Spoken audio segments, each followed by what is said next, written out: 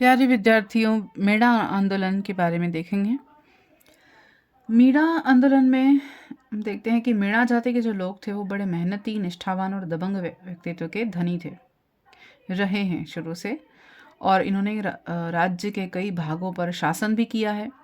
लेकिन धीरे धीरे क्या हुआ, मीणाओं का शासन समाप्त हो जाने के कारण इनमें से कुछ वर्ग हैं वो अपनी आजीविका कमाने के लिए चोरी और लूटपाट करने लगे।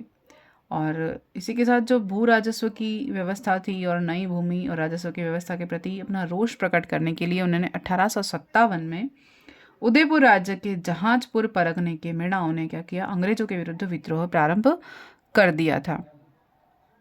तो ये पृष्ठभूमि है।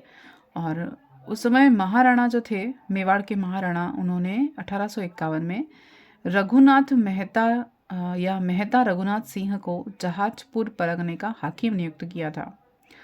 उसके बाद अंग्रेज अधिकारियों की शिकायत के आधार पर महाराणा ने मीणाओं के दमन के लिए किसे नियुक्त किया, मेहता रघुनाथ सिंह के स्थान पर मेहता अजीत सिंह को अपना हाकिम नियुक्त किया। और मेहता अजीत सिंह को नियुक्त करने के बाद उसके साथ उदयपुर की सेना के साथ बनेड़ा, बिजोलिया, भैंस रोड, जहाजपुर, मांडलगढ़ के जागीरदारों की भी सेनाएं सम्मिलित थी उसके साथ, मेहता अजीत सिंह के साथ। और इनके अतिरिक्त भीम पलटन और एकलिंग पलटन के सिपाही 2 तोपों के साथ इस सेना के साथ जोड़े गए। यानी कि मेहता अजीत सिंह को जो रघुनाथ सिंह के स्थान पर जिन्होंने नियुक्त किया, उनके साथ बनेड़ा, बिजोलिया, भैंस रोड, जहाजपुर, मांडलगढ़ के जागीरदार, उनकी सेनाएं, और उनके अलावा भीम पलटन और एकलिंग पलटन के सिपाही भी जो तोपों के साथ इस सेना के साथ सहयोग के रूप में जोड़े गए। क्यों? क्योंकि मीणा के आंदोलन को दबाने के लिए। फिर दिसंबर 1854 में क्या हुआ, एजेंट गवर्नर जनरल जो थे इन राजपूताना, मेवाड़ के पॉलिटिकल एजेंट और हाड़ौती के पॉलिटिकल एजेंट, इन तीनों ने संयुक्त रूप से क्या किया, इनकी सेना ने कहाँ गए, जहाजपुर गए।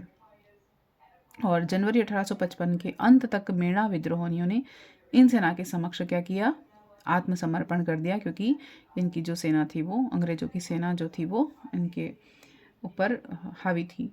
फिर जनवरी 1860 में पुनः क्या हुआ, जहाजपुर के जो मीणाओं ने वापस पुनः जो विद्रोह कर दिया। और उस समय जो महाराणा थे उन्होंने 29 जनवरी 1860 में चंद सिंह के नेतृत्व में विद्रोह को दबाने के लिए सेना भेजी महाराणा ने। और उस सेना ने क्या किया, गाढ़ोली और लोहारी के गांवों पर आक्रमण किया, उसमें 6 लोगों को तोप से उड़ा भी दिया। मीणाओं पर पुलिस थानों में नियमित रूप से उपस्थिति थोप दी गई। और इस प्रकार जहाजपुर का जो मीणा विद्रोह था वो अंतिम रूप से नियंत्रित हो गया था, यानी कि नियंत्रण में आ गया था। तो जहाजपुर का जो मीणा आंदोलन था, विद्रोह था, वो तो दबा दिया गया। और उसके बाद 1855 में देवली छावनी को नवगठित अनियमित सेना का मुख्यालय बनाया गया, देवली छावनी को। और 57 से 60 के दौरान जो 42वीं देवली रेजिमेंट थी या मीणा बटालियन के नाम से जानी जाती रही। तो 1857 की क्रांति से लेकर 1860 के बीच जो वहाँ पर रेजिमेंट थी वो कौन सी थी, 42वीं देवली रेजिमेंट थी, या उसे मीणा बटालियन भी कहते थे। 1921 में क्या हुआ, 42वीं देवली रेजिमेंट और 43वीं एरीनपुरा रेजिमेंट को समाप्त कर दिया गया और उनके स्थान पर क्या स्थापित किया गया, मीणा कॉर्पस की स्थापना की गई। 1921 में 42वीं देवरी रेजिमेंट और 43वीं एरीनपुरा रेजिमेंट दोनों को समाप्त करके क्या लगा दिया, मीणा कॉर्पस की स्थापना कर दी गई। भारत सरकार ने क्या किया, सन 1924 में क्रिमिनल ट्राइब एक्ट लागू कर दिया। अभी ये जो था वो इम्पॉर्टेंट है। भारत सरकार ने क्या किया, 1924 में ट्राइबल एक्ट लागू कर दिया गया, जिसे मीणा ट्राइबल एक्ट कहा। मीणा ट्राइबल एक्ट के तहत क्या था, इसे जयपुर के जरायम पेशा कानून 1930 के तहत क्या हुआ, एक कानून लागू कर दिया था जिसे जरायम पेशा कानून कहते हैं, इम्पॉर्टेंट है। इसमें क्या हुआ, 1930 में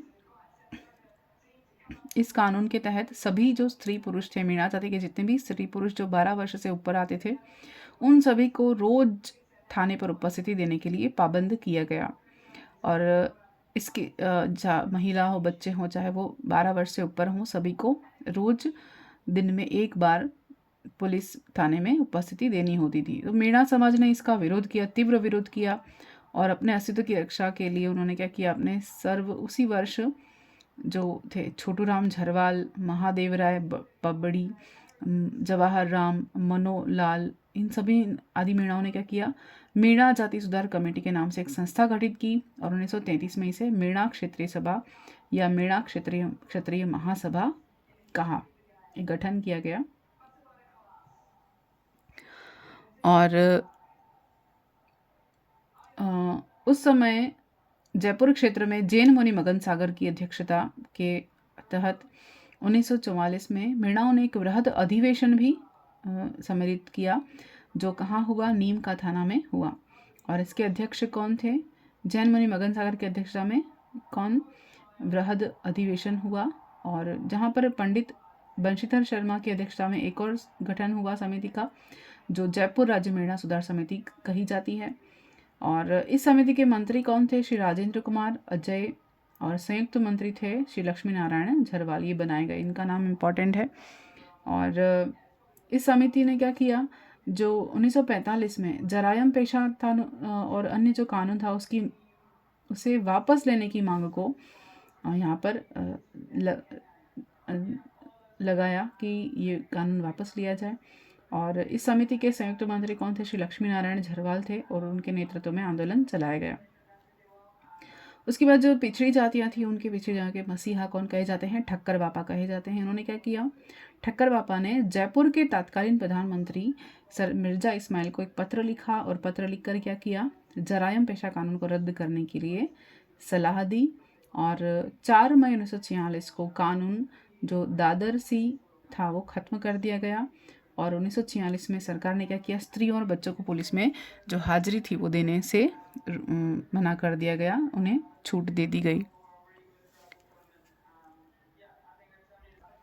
उसके बाद बगावत सम्मेलन हुआ 1946 में। इसमें क्या था, चौकीदार मीणा ने स्वेच्छा से इस्तीफा दे दिया और मुक्ति दिवस मनाया गया। इस मुक्ति दिवस कब मनाया गया, 28 अक्टूबर 1946 को मुक्ति दिवस मनाया गया, और उन्होंने खुद ही स्वेच्छा से ही क्या कर दिया, इस्तीफा दे दिया।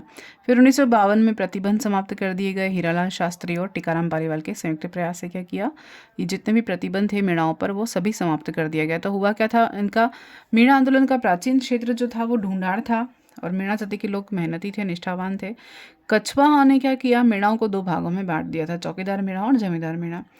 तो अंग्रेजों ने क्या किया, प्रशासनिक सुधार किए। उसके प्रतिबंध में इन्होंने क्या किया कि इनका प्रशासनिक सुधारों के प्रतिबंध किए। उसके कारण इन्होंने क्या, उस विरोध किया इन्होंने मीणाओं ने कि चोरी और डकैती लूटपाट करते हैं, ये कह के उन्हें क्या किया, अपराधी घोषित कर दिया। पूरी जनजाति को क्या किया, अपराधी घोषित कर दिया।